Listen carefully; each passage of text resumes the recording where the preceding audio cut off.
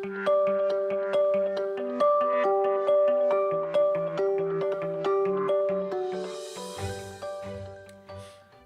back to Inspire Great Health. I have Dr. Samuel Saltz with me today. He is a general and bariatric surgeon. How are you today, Dr. Saltz? Great, thank you. Thanks for having me here. Yeah, thank you for joining me. So I just want to get to know you a little bit better. Just kind of tell me where you're from, what interested you in bariatric medicine, where you got your education and such. Okay.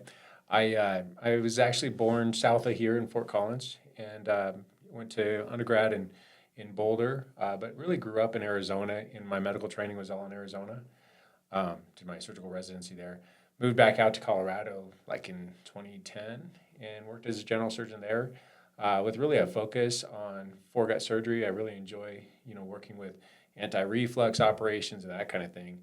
And from there, spanned my interest into bariatrics. So started to research that, in my training, bariatric surgery was really discouraged, but in practice, as things have kind of evolved over time and techniques have evolved, we've seen great outcomes with bariatric surgery. And so, in my undergrad, I trained in exercise physiology, and I was always very interested in people's overall health. And I mean, today it's really such a focus on the public's interest, and for a good reason too, to increase health span and lifespan. And this just became a really apparent tool that can help a lot of people. So it's been exciting to kind of take that ride and go about exploring, bringing that into my practice and getting some extra training on that. And it's been an impactful experience. Oh, great. I love to hear that. Yeah. So what happens when what's the first step when you treat a patient? When they first come in and they see you, like you don't go straight into surgery. What are the first steps? No, so I think first you have to understand that where these people are coming from. It is when they step into the door of a practice like mine for the interest in improving their health. They're not necessarily feeling sick, but they know they have to make a change. And it's really hard to get to that point. I mean, you have to recognize that there's been failures in your life that have gotten you where you're at. And so they want to make a change. So with coming in with an open mind, now they're looking for some help in getting there and some guidance. So that becomes a good slate to work on.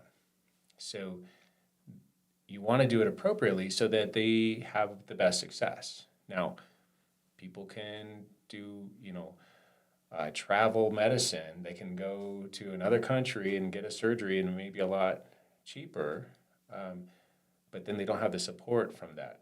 And maybe they haven't gone through the pre-work that they need to really establish good outcomes and have good follow-through. Because I think we need to step back a little bit and understand what is obesity.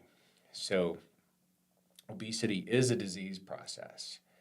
It impacts all your cells and your mental health. So to make a change, it has to be profound. Okay? When people have obesity, their body wants to be at this weight. And so you can't put somebody that has that is significantly overweight and has been that way for most of their life next to somebody that has never had to struggle with that and has always, been able to stay at a reasonably healthy weight and reasonably healthy activity level, because their physiology is very different. When you get, past a certain point, your genetics change a bit. The adipose cell is actually an endocrine organ. It secretes a hormone that communicates with your brain. So we see with obesity that a lot of people have, they're not sensitive to the leptin fluctuation, which leptin is a hormone secreted by adipose cells that signal that you don't need to eat so much, right? It helps control the appetite. But some people aren't sensitive to that. So they'll have elevated leptin levels because they have extra adipocytes, but they're not receiving that. They're not their brain is not using that message to make a change. Okay, it's kind of like insulin resistance, right? They have leptin resistance. So we do see that in the public. And so when we understand that it is a disease process and that those people, when they try to eat less so they can lose weight, their body actually slows the metabolism. So then it's harder for them to lose weight, right? Because it is an energy balance, right? But we're working against a machine that wants to keep at a certain set point. So the surgery, we reset the set point so that it drops it and they can have success. But they still have obesity and they can still bring that weight back if they don't use impactful changes that they've learned, in the workup to getting there. And it can take 3 to 6 months to get there before surgery.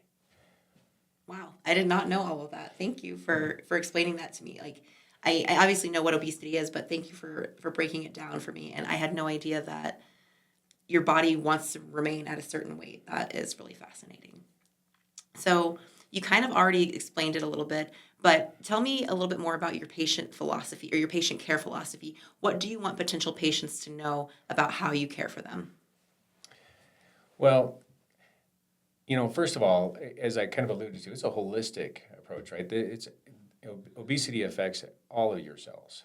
And so we have to take into consideration all of the impacts of different things in your life that contribute to obesity. So in our practice, we look at, do you have sleep apnea? Do you get poor sleep? Because if you get poor sleep, then your cortisol levels rise, and that impacts your weight gain, right? So we had to fix that. So some people, they discover that they have obstructive sleep apnea. They need to go on a machine to help that. It helps your heart health, and it helps your weight loss goals. Is there medication that you're on that contributes to putting on weight? And those are obesogenic medications, and sometimes there's alternatives out there that you can switch to. And so we help look at that. Physical activity certainly is a key part for your overall health. I mean, if there was one pill I could give you that would, have the best impact of anything, throughout your whole body, it's fitness. And it doesn't take a lot, but it takes consistency. So, helping people understand that it's maintaining their consistency, that discipline, they're going to have the best outcomes, not just for their physical health, but for their mental health as well. It staves off dementia as you get older. There's so many things that it's good for that we really have to get that ingrained in people's mind and make sure that they develop that discipline.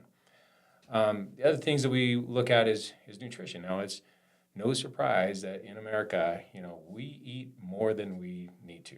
I mean, it is everywhere. You go to any, pick your restaurant, and they bring out big plates, and Right. and it's very appealing and stuff. And so it's trying to get to that point where it's like, I just got to eat less. The surgery definitely helps with that.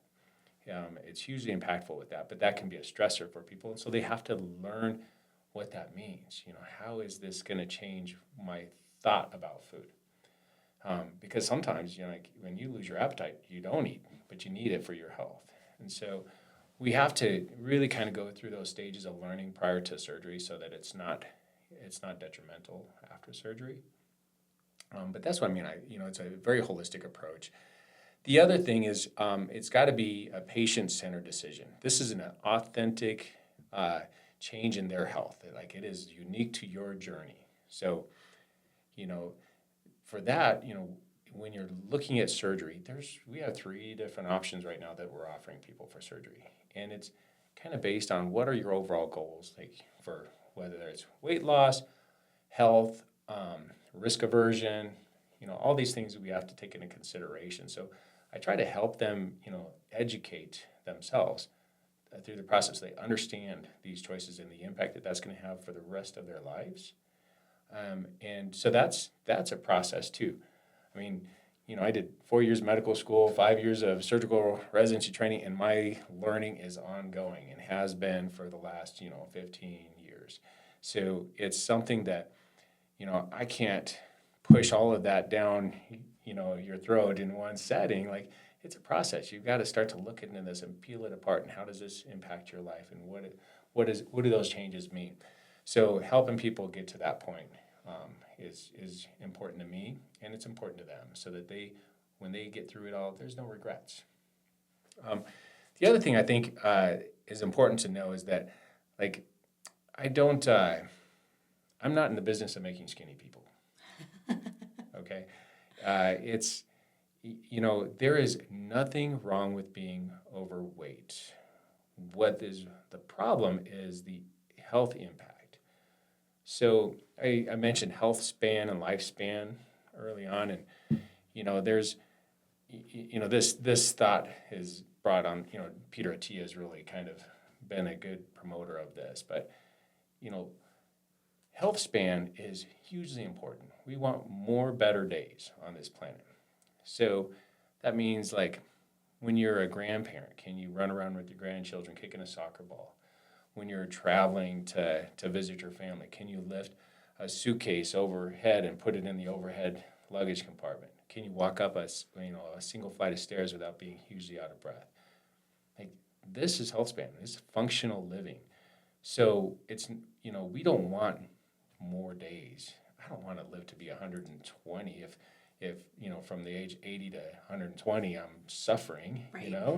So we want to take this marginal decade in our lives, that's the end of our life, and shrink it so that it's not that long, when we're really kind of, our body's physiologically really kind of on the downtrend. So we want to maintain our best function possible. And, I can tell you there's studies that show that you do get a longer life when you're morbidly obese. If you've undergone bariatric surgery and been able to go through the weight loss, we can give you more years.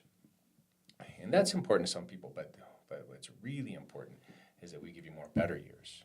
So that's that's been my big push. I don't want to make skinny people. I don't want you to be unhealthy skinny. I don't want you to be frail when you're older. I just want you to be healthy and happy with that. And like you said, it's not about being able to run a marathon, although that's great, but it's about doing the everyday things. Yes. Okay. I love that. Functional living. Functional living. That's a great way to put it. Now, as you've said, we were talking about the little things. It can be difficult to admit when you need help. What are some signs that somebody may need to seek your services? Is it when they can't put the luggage in the overhead bin, or it's just stuff like that? What are some everyday signs that they should think, okay, maybe I need to see a bariatric surgeon? So, one thing we use is the body mass index score, which is a number that you get when we take your height and we put it in a computation with your weight, and it spits out a BMI. So we've been able to use that on a global scale to be able to kind of classify people in different levels of obesity and normal health and underweight, right? We've been able to do that. It's not perfect, and in fact, depending on what race you are, or if you're Asian, that's going to be different than it if you're Native American. So it's something that it's a good starting point to understand BMI, but it's better to really look at what's my function. I might be a giant man at 6'6" and 300 pounds, but I could be a lot of muscle, and big bones, and so maybe I'm not so obese, right? So so we don't like to kind of rely strictly on that. So you look at other things like, how is it impacting your health? Do I now have high blood pressure? Do I the sleep apnea? I mean, that we see that disproportionately so in the morbidly obese population. Diabetes is a big one, huge one actually, and one of the big contributors to mortality and morbidity in our lives is developing diabetes. So, the surgeries that we can do can reverse that, potentially cure that. A lot of variables are in there, but we see huge impact with obesity surgery, especially a bypass type of operation, and its impact on somebody's type 2 diabetes. So the issue would be not just what is my BMI, but also what health impacts am I experiencing? How many medications am I on? And so I think looking at that is important, and that should probably drive going to the medical office to seek help for that. What's interesting, and I've seen this over the last couple of years, especially with the new anti-obesity medications that are out there. And there's some good ones out there. I am very thankful for them because they're changing people's lives. Prior to, the new GLP-1As that are out there, prior to that, we were seeing, bariatric surgery is taking care of maybe 1% of the population that qualifies for bariatric surgery. 1%, so a very tiny fraction. The reason is they got to get into the door, to be able to get that service. And who is kind of sending them that direction? And, in our primary care offices, they have so many diseases that they're taking care of that, like, obesity is just, like, not necessarily always a focus. But with this new medication, it's become more of a frontline thing. People are coming in asking about this stuff. So now all of a sudden, we're seeing, like we've never seen before, doctors are addressing obesity and overweight. And so now people are looking at options.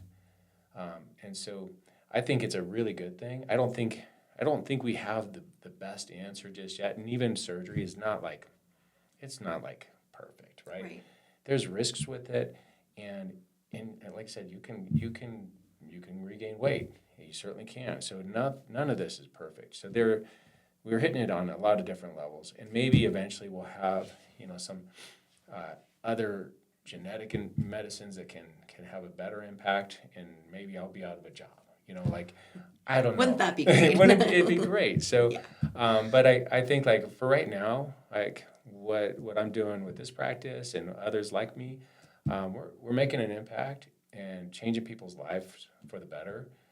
So it's exciting to be here in that zone. Yeah, no, we really appreciate what you do for our patients. Yeah, We love thanks. that.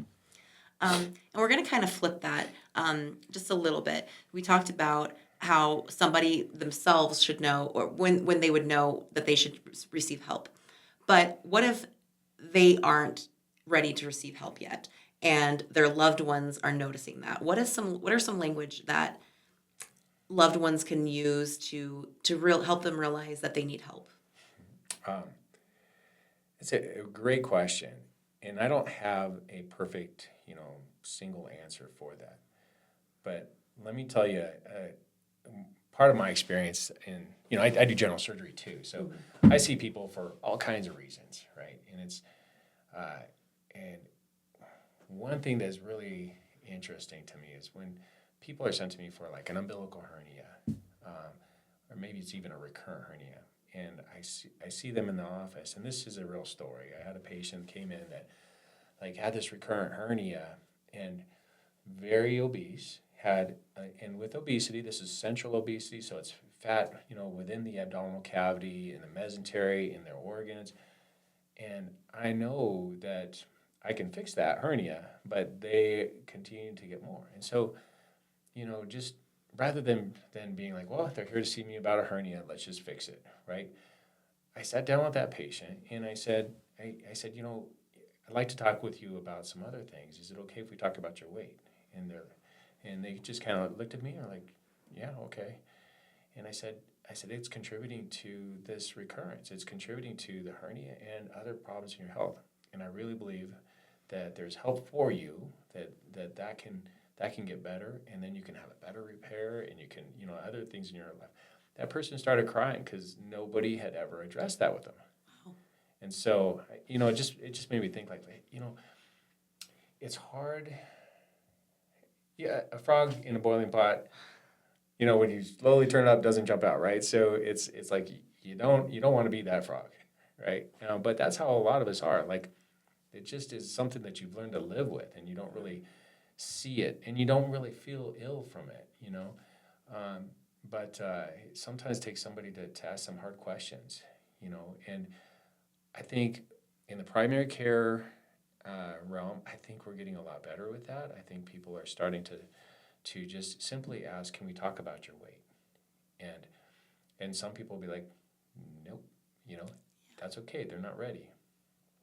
But when you're dealing with their high blood pressure and put them on a third medication, they're already on a CPAP and maybe they're pre-diabetic, like you can sit down and say, listen, all of these things can get better.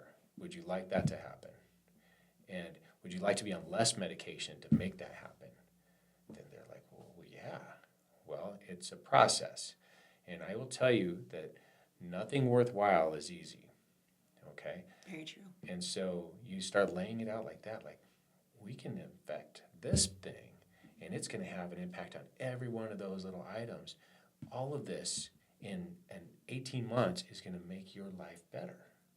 So, like, why wouldn't you want to know about that, right? Right. So, yeah, that's how I think you need to address it. But sometimes people just aren't ready. Right. And that's important to know too, that they're not ready. Mm-hmm. You know, and another thing is, like, this is a judgy world. Yes. And people that are morbidly obese know that better than anybody. So, you know, getting on a flight and just the dirty looks and it frustrates me and it breaks my heart in some way that they're judged by that. And a lot of people's attitude is, well, you need to just eat less and move more. And I'm telling you, as I said before, they have a set point. Their body doesn't respond like you want it to, you know, and so they just need help. And for us to understand that goes a long ways. And so, you know, that is something that I do point out to people. Like, again, we don't make skinny people, but we're going to make their lives so much better if they just take that first step and start to get to the point where they can control this, okay? That's what our surgery helps them with. And then, man, to be able to sit down in a seat you're within the arms so that you're not expanding into another chair, like that is, you have no idea how impactful that is for these people. Yeah. Life-changing. Yes. Yes. Mm-hmm. I love that. Well, those are all the scripted questions that I've had for you. Do you have anything else that you would like to add? Well, I think I just want people to not be afraid. You know, we're in a different era. Surgical techniques that we use have been refined over decades. We have new options available that we didn't have 5-10 years ago. We have great medications, but they don't always work for everybody. And, you know, and I am not going to discourage the use of medicines, but if it works for you, great, you should do it. If you lose 50 pounds, you know, but maybe you have 150 pounds of excess body weight, but you've lost 50 pounds, that has a huge impact. That might, you know, help you get off one of your antihypertensive medications, you know. Yeah. It does make a difference. Every little bit makes a difference. So I just want people to not be afraid to move forward with this, to really get the help that they need. But they do need to understand that it is a tough decision to make, and you do need support. Yes. Right. So, you know, and when they're ready, we're ready. We'd be happy to talk with them about it. Okay. Well, you heard that. Whenever you're ready, Dr. Saltz will be here. So I do have a few other questions, a few fun questions if you're game. Yeah. Just to get to know you a little bit better. What's your favorite movie? Oh, gosh. I mean, it just depends on the genre. Like Forrest Gump is probably like the classic. Great choice. Just so yes. fun, you know. Yes, it is. That's a great one. Yeah. Beach or mountains? Mountains. You're from Colorado. Yes, and yes, to my wife's dismay, she's always been more beach, but I just can't handle the sand in my shorts. So yeah, like Anakin Skywalker, he never liked sand. Yeah. Well, there you go. Fair enough. Cats or dogs? Dogs. I mean, I've never considered myself a cat fan, but I do have a cat, and that cat is a mouser. Okay. And so for that part, I love it. But I am a dog person. Fair enough. And last question, do you have a special talent? A special talent. Mm-hmm. I like to think that my fathering ability is pretty good. Although sometimes, you know, you might question that, but my kids seem to get along with me well. So I'm not really great at any one thing, but I sure try. No. And especially if it involves them. I appreciate that. I love, who doesn't love a great father? I love that is your special skill. Well, that is all that I have for you today. Thank you so much for joining us, and tune in next time. We'll have Dr. Rafai with us.